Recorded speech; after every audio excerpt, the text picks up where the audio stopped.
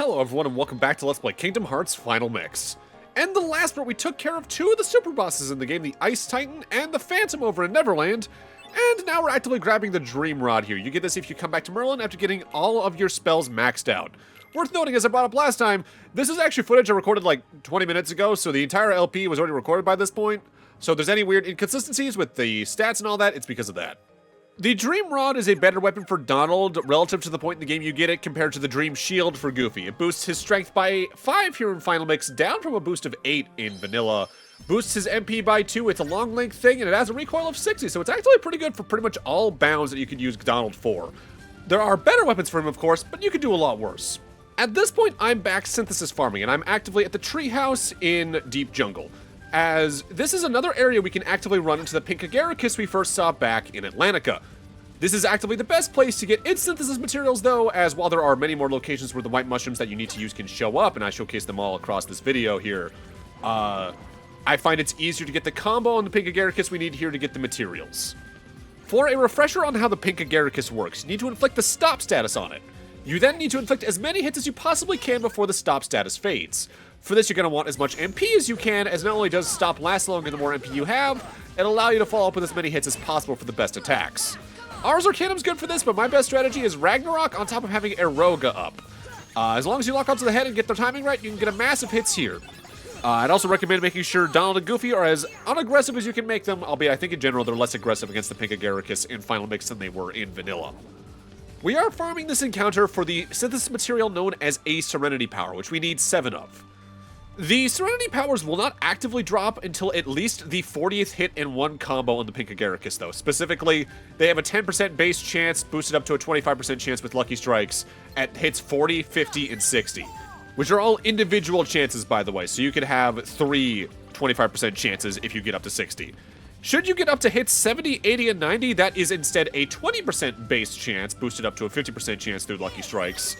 And if you get all the way up to hit 100, well, it's a 100% chance of one, outright. With that said, I think I've at most gotten 100 hits on a pink Agaricus once. For my research, you need at least 14 MP to even theoretically do that, which will likely require something like Sora's ultimate weapon or the Diamond Dust alongside specific accessories to begin with on top of high-level MP. But I'm not worried too much about it, as the 25 to even 50% chance should I get up to 70 is more than enough as long as I just get lucky, which, not for nothing, I do generally well at. I do think this is the synthesis material that took me the longest to get across this LP, but that's just because of the nature of the minigame in question here, where I need to search for the white mushrooms across the treehouse area. Worth noting though, I mentioned offhandedly a couple times throughout this LP, there's one thing I'm distinctly not grabbing in this LP, and it's actively tied to the pink Agaricus. Specifically, if you get up to the 100 hits in one combo on a pink Agaricus, alongside the Serenity Power and the rest of their drops, be it money or otherwise, they will drop an accessory known as a Prime Cap. That is a very interesting accessory in that it reduces the equipped person's strength by 5, but it increases their defense by 5 to compensate. So if you're having issues with certain fights when it comes to the damage you're intaking, that can be a really helpful accessory, but the setup to get it is so specific compared to some of the other ones that it's really not worth the effort involved in grabbing it in my eyes, unless you truly count that for a 100% save file, which I guess you technically should, but it's really, really not worth it. But that said, the pink Agaricus is really good for experience, as you're seeing here from the amount of tech points we're getting into levels from it. If you get up to 100 hits, I think it's over 5,000 experience per, so yeah, really good for leveling. And some report time. There is no doubt that the Heartless are deeply connected to people's hearts. Further study may unravel both their motivations and the mystery shrouding the heart. As a start, I have built a device that artificially creates Heartless. By recreating the conditions that spawn the Heartless naturally, I should be able to produce them artificially. This device is the culmination of all my research thus far. The machine's test run successfully created a Heartless. This may be a step toward creating a heart from nothing. The artificially and naturally created Heartless showed nearly identical traits, but the two types should remain distinct for the purposes of this experiment. So I will mark the ones that are created artificially. So if you've wondered what's with the Heartless sigil that some Heartless have but others don't, it's because they're actively artificial Heartless. At this point, I'm back at the camp here in Deep Jungle because my next goal is to get the mystery goos we've been collecting some of throughout the game thus far. We need 14 of these here in Final Mix, and you can get them from either the white mushrooms, the black fungi, or the rare truffles. White mushrooms will drop them 10% of the time as long as you get each spell they use right, but if you use the same spell 3 times in a row on them correctly, you'll get it 20% of the time. Black fungi have an 18% chance of dropping them 20% of the time if you finish them with the combo finisher. And rare truffles have an increasing chance to drop this as you juggle them in the air more and more. At 10 times it's a 20% base chance, 50 times it's a 40% base chance, and at 100 jungles it is a 100% chance. Not that you're likely to get that high. Again, anything that requires 100 of anything in this series can be a little bit rough. It's like dodging all those lightning bolts in Final Fantasy X for the one thing. The mushrooms materials, including the pink agaricus, can definitely be a little rough depending on your luck. But I think what really makes the pink agaricus so rough is that compared to a lot of other materials, it requires a higher execution threshold, even compared to the other Final Mix exclusive materials, so it's just kind of weird. With that said, we're now heading over to Agrabah. We're at Aladdin's house specifically, as I want to head after our next super boss. This is the one I mentioned we could have taken care of before the Phantom, but I generally like to take care of after just for the sake of having my spells as powerful as I can. Make sure to have some good spells on standby, by the way. Whenever you're ready for this super boss, come over to Aladdin's house and talk to Carpet. What's the matter? You want to go somewhere?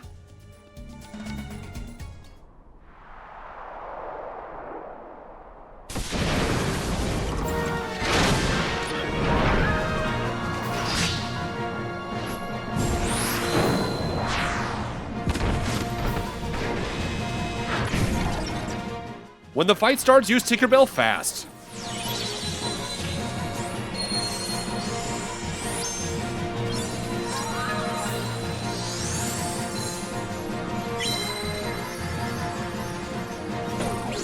Our next super boss is Kurt Zisa, whose name might seem odd compared to other bosses, but that's because this boss is named after a real person. Kurt Zisa won a name and game contest from Square a few months before the game's release, and that's where that topic's gonna stop because apparently the person themselves has been harassed continually by the fan base over the years, which is just really shitty. The reason I used Tinkerbell off the cuff is that Kurt Zisa often starts the fight by inflicting silence, which prevents your entire party from using spells like Cure as well as summons, but having Tinkerbell up for her regen status can help alleviate the tension in the meanwhile. And hey, not for nothing, if you get too low in health, Auto Life might also come in handy here. In this phase specifically, Kurt Zisa can do a jump from a long distance to stomp on you, do a large thrust forward with their swords, spin their swords like windmill blades in their hands as they rotate their body slightly, and also embody the spirit of the Beyblade and spin their entire body like a buzzsaw about the arena. Your goal in this phase is to dispel the silence status so you can start casting again, which requires attacking the orbs in their hands physically. Effectively, the way this fight works is that when you have to be physical, the boss themselves is physical, and when you can use magic, they'll be using magic on you primarily. Upon destroying the orbs, silence will be dispelled, and they will be stunned, at which point you can just wail on them. With that said, unlike most other enemies, when they're stunned, their head can still bite at you, so be careful. Now we're in the magic phase, where they put up a magic barrier and start floating about the arena freely. Your goal here is to dispel that barrier by casting a shitload of magic at it. With that said, if you run low on MP, you can physically attack the barrier for it to frequently drop MP orbs, so you can recover your MP pretty quickly. In this phase, the boss can summon 4 sand tornadoes that spawn around you and enclose on you, cast 2 variants of thunder magic, one of which is smaller and throws several at you, and the other of which is larger and only throws 1 at you.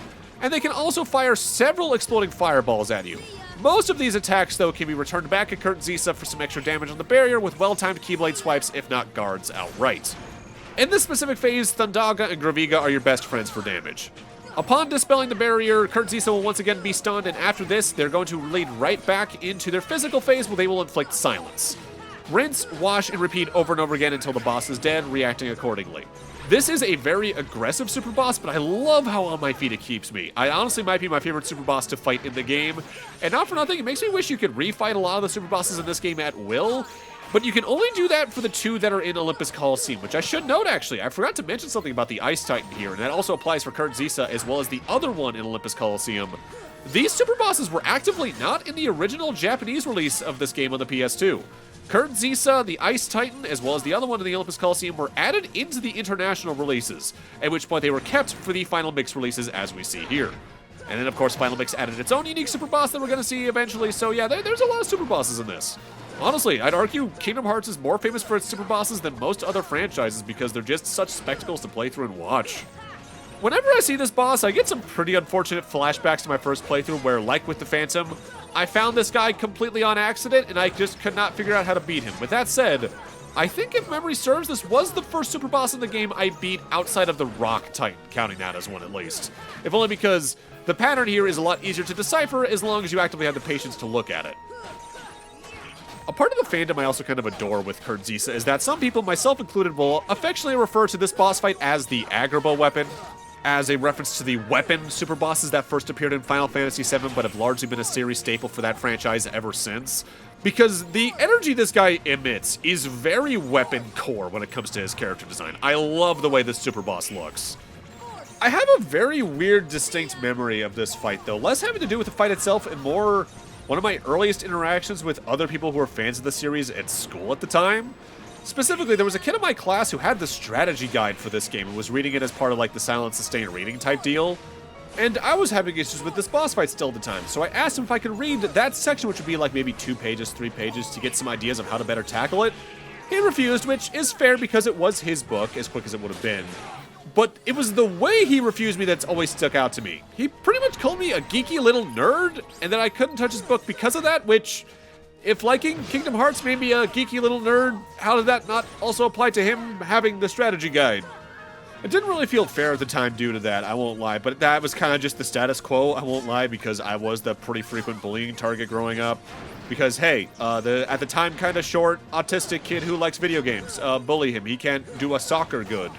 Thankfully, that calmed down as the years went on, especially by like late middle school, it was basically completely gone. But man, elementary school is rough. Kids are mean, just pretty universally for some reason. It always kind of reminds me of that one, I think it was Awkward Zombie comic, future me, chime in with the actual comic because I might have the one wrong there, where it's like when you're a little kid, it's like, yeah, everyone's playing Pokemon.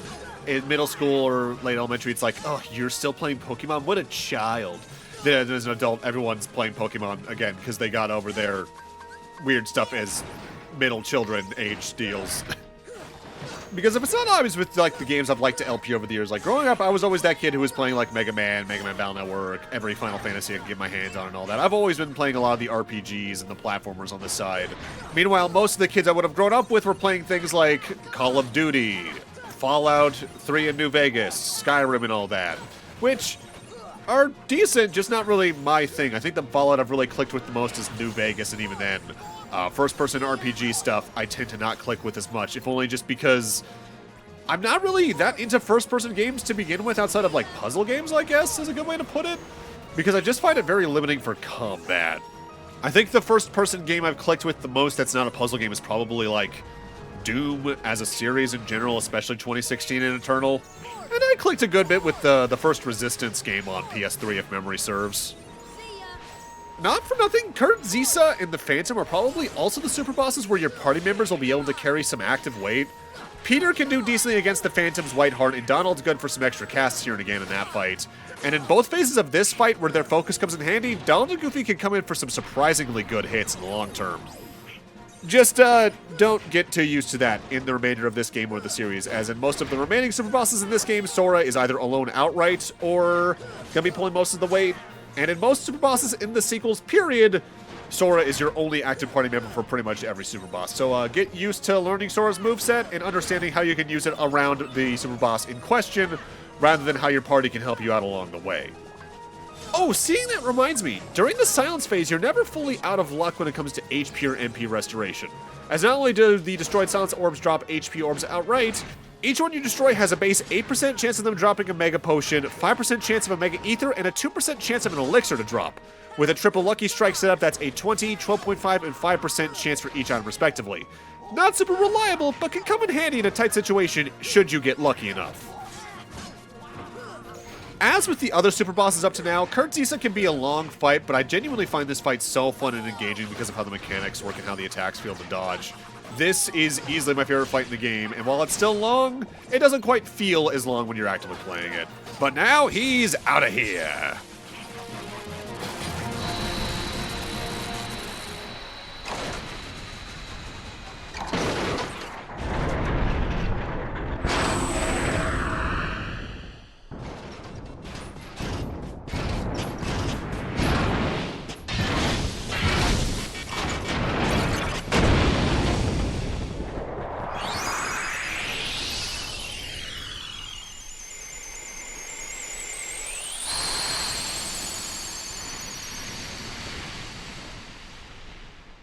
For defeating Kurt Zisa, we get the Zantetsuken finishing move, as well as Anthem's Report 11, the first of the few they added in Final Mix here that are completely new.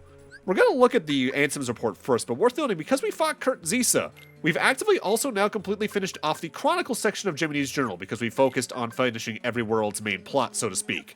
Kurt Zisa, the Phantom, and Hades over in the Hades Cup all count for this. Thus, that is one more part of Jiminy's Journal completed. Thus, we are just that much closer to actively being able to see the super hidden unlockable at the very end of the game. More on that in a handful of parts at this point. With that said, let's read that Anthem's Report now, why don't we? Anthem's Report 11. Opening the door to a world's heart causes its walls to crumble. These fragments are seen as shooting stars. This explains why these gummy blocks can travel freely to other worlds. I know the catalyst of this collapse, the appearance of the Heartless. However, it will take out time to search out the world's doors and to retrieve each heart. Furthermore, the doors can be locked using a keyblade, making the heart forever unattainable. I must take action before the wielder of this key appears in this world. If the princesses and the keyblade are connected, they should resonate. I've chosen a girl. I don't know if she holds the princess's powers, but I will find out. She may lead me to the key bearer. I shall set her free and observe. Well, if the implications here are correct, you really lucked out there, didn't you, Ansem? With Kurt Zisa out of the way, I'm now heading back to Big Ben once again as an hour mark has passed, so I can get another item here. I think in specific, this item ends up being a defense up off the top of my head? Okay, good, I was right. With that out of the way, our next destination is actively to head back to the end of the world, as the next synthesis material I want to farm out is from a Heartless found exclusively in the room prior to the final rest at semi-random. You can either run into a bunch of invisibles and angel stars here, a bunch of white mushrooms, like so, or a new Heartless to Final Mix that actively appears in the sequel as well. We are looking for Neo Shadows here, these really tall, lanky shadows. They function effectively as more aggressive shadows at the start, largely just charging directly into you and then fading into the floor slightly to get away from you. I think you can actively hit them with stop during this phase, but I want to say they're technically immune to gravity specifically. They can also pop out of the ground if they're hiding in it and do a little spin attack like a screw attack right out of Metroid to try and damage you outright. And they can also just do a little scratch at you like the baby shadows can as well. They actively have a defensive technique of sorts that doesn't do damage but can lead to you pretty easily getting hit, where if they get near you when they're in the floor, they can actively grab your leg and try to distract you for a second while another Heartless will try to just swipe at you outright. Within this group at the start, I believe there are 7 of them, and when you're down to just 1 Neo Shadow remaining, it'll try to summon some more, which you can destroy pretty quickly as well for some extra experience. But upon destroying your 7th Neo Shadow, that's when the drop can happen. Specifically, they have a 35% base chance of dropping a Stormy Stone. With all 3 Lucky Strikes equipped on your party, that is a damn near 90% chance of it dropping, so you're pretty likely to get this. For our end of synthesis goals, we need 4 Stormy Stones total, which is actually one of the lower amounts of the Final Mix exclusive drops that we need. Now, worth noting, I am technically making synthesis farming in this LP harder on myself than it needs to be, because if you do enough synthesis recipes off the bat, you will eventually get an ability that actively increases the speed at which you can farm materials. But I ended up not really caring about that because it just means I would have to walk 1 room away to respawn enemies rather than 2, and most of those 2-room walks are at most another 3 or 4 seconds, so it really wasn't worth my time in my eyes. Next up, we're back in Hollow Bastion so I can farm out the Stealth Soldiers. I need their Energy Stones, which they drop 35% of the time upon defeat. I need 6 of those to make every single synthesis recipe in the game. As I move on to our next destination, worth noting the Zantetsuken finisher we ended up getting from Kurt Zisa. That costs 2 AP to equip, and it causes Sora to have a 30% chance of doing a ground combo finisher that does effectively gravity-based damage, or at least percentage-based damage, to the opponent in question. It is incredibly powerful, but I don't use it because, frankly, at this point, there's not much combat I can use it left on in the game outside of the later versions of the Hades Cup. Next up, we're back in Deep Jungle again because this room over here where we fought Clayton and the Stealth Sneak is the best room in the game in my eyes to farm out items from either the Power Wilds or the Wyvern Heartless. Specifically, the Wyverns have a 2% base chance, 5% with boosts of dropping a Power Crystal item. We need 7 of those for every synthesis recipe to be done. And the Power Wilds have an 8% chance of base, 20% with boosts of dropping a Power Shard item, which we need 13 of. They also have a separate 16% base chance, 40% with boosts of dropping a power shard if they slip on a banana peel dropped by a bouncy wild Heartless, which you're more than likely going to see happen in the main camp area here in Deep Jungle should that happen at all to you. But with that, I'm going to need to end this off here. Thank you guys for watching, and in part 39, we're going to continue the synthesis farm and see how much more of it we can get done in the process before moving on to our next little objective. See you guys then.